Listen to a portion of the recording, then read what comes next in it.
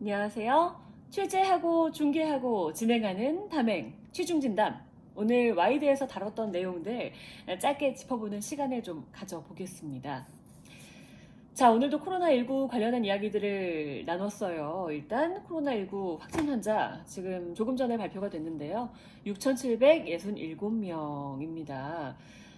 격리 해제된 사람은 지금 118명이라고 하고요. 사망자는 44명이라고 발표되어 있는데 그 이후에 바로 한 명이 더 늘어서 45명이 됐습니다. 일단 대구 경북에 지금 많이 몰려있는 상황이죠. 대구에 5,083명 그리고 경북에 1,049명이 있는 상황입니다.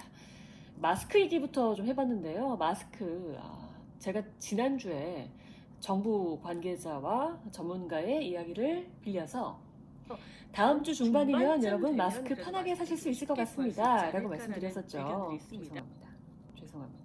죄송합니다. 틀렸네요. 믿었는데 아니었습니다.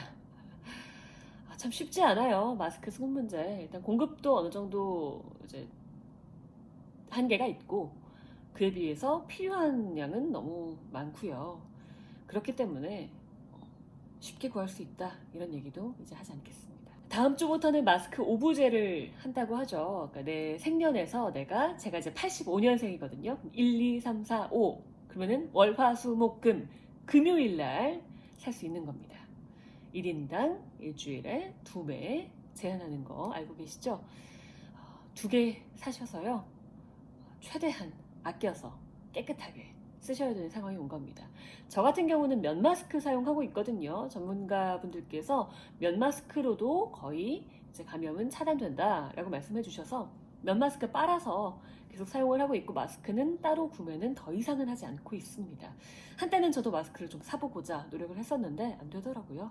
그래서 그 이후에는 노력하지 않고 그냥 면 마스크로 연명하고 있습니다. 대리구매 원래 원칙적으로 안 된다고 했다가 이제 거동이 불편한 노약자라든지 아기들 같은 경우 대리구매 필요하다라고 해서 해라라는 방침을 내놨는데요. 어느 정도로 이제 수정 보완이 될지는 잘 모르겠습니다.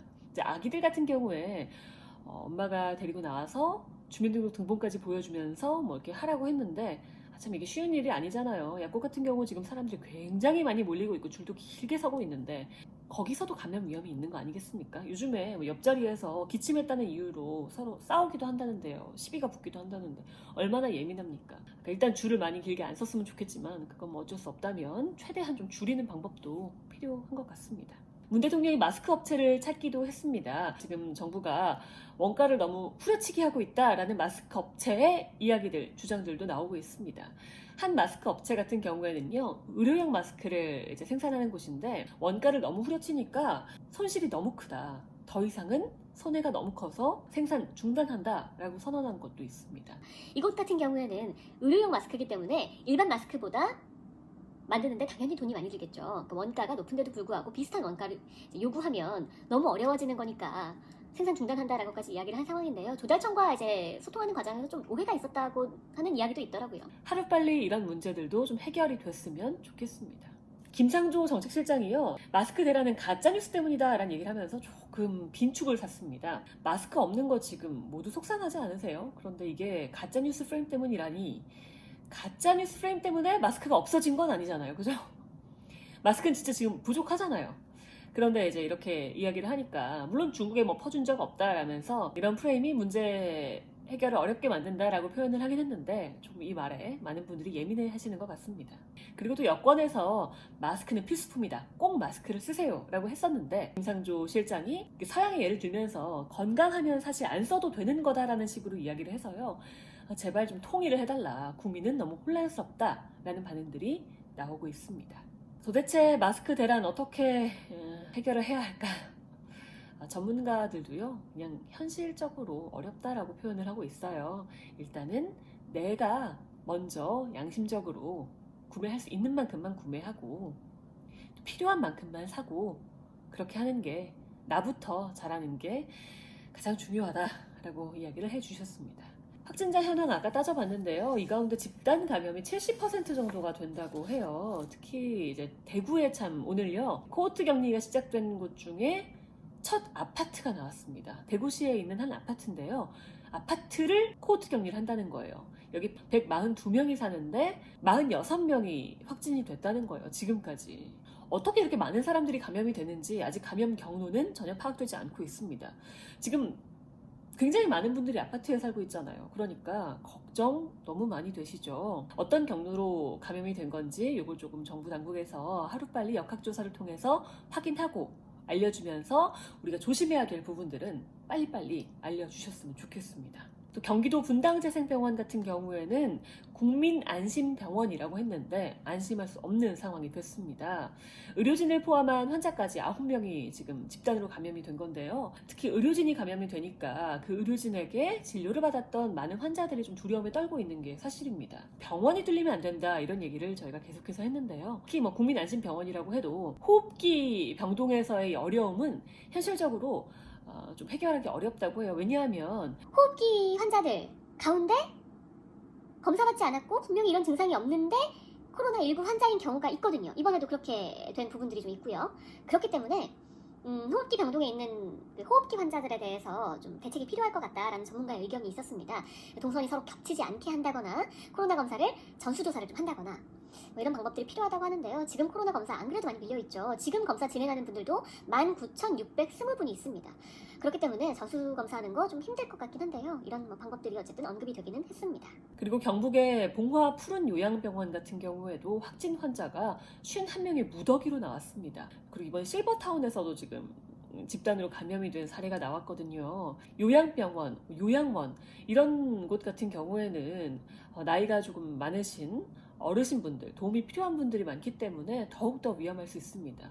중증 환자로 이어질 가능성이 크기 때문에 더욱더 조심해야 한다는 점 다시 한번 말씀드리고요. 이제는 집단 감염에 대해서 정말 더욱더 주의를 기울일 때다라는 전문가의 의견도 있었습니다.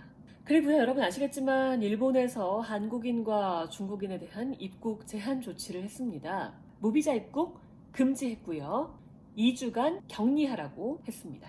우리 정부는 사실상 입국 금지나 다름없다라고 판단을 한 것 같습니다. 그러면서 우리도 대응 조치를 내놓겠다라고 했는데요.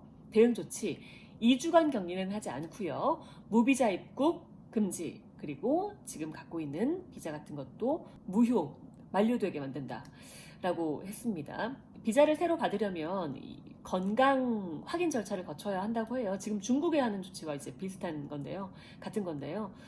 그렇게 한다고는 하더라고요. 일단 우리 정부는 단순한 방역 문제가 아니라 일본이 비우호적인 외교 문제를 만든 것이다 라고 파악을 하고 있는 상황인 것 같습니다. 자, 그리고요, 신천지에서 사랑의 열매 120억 원을 기부를 했는데 사랑의 열매가 나 안 받을래 높 했어요. 정말 그야말로 120억 원을 현금으로 쐈거든요. 근데 지금 신천지는 돈을 기부할 때가 아니야 라고 권영진 대구시장이 이야기를 했습니다. 그러면서 신천지 교인들 가운데에서 확진된 사람들 가운데에서 1인 1실을 주장하면서 입소를 거부하는 사람들도 있고 검사를 거부하는 사람들도 있는데 이거부터 협조해달라. 지금 돈을 기부할 때가 아니라 정부의 방침에 적극 협조부터 해달라 라고 이야기를 했거든요. 사실 신천지 같은 경우에는 알려진 바로는 이만희 총회장의 말이 굉장히 중요할 것 같은데 이만희 총회장이 분명히 적극 협조하겠다고 했는데 이 말을 안 듣는다?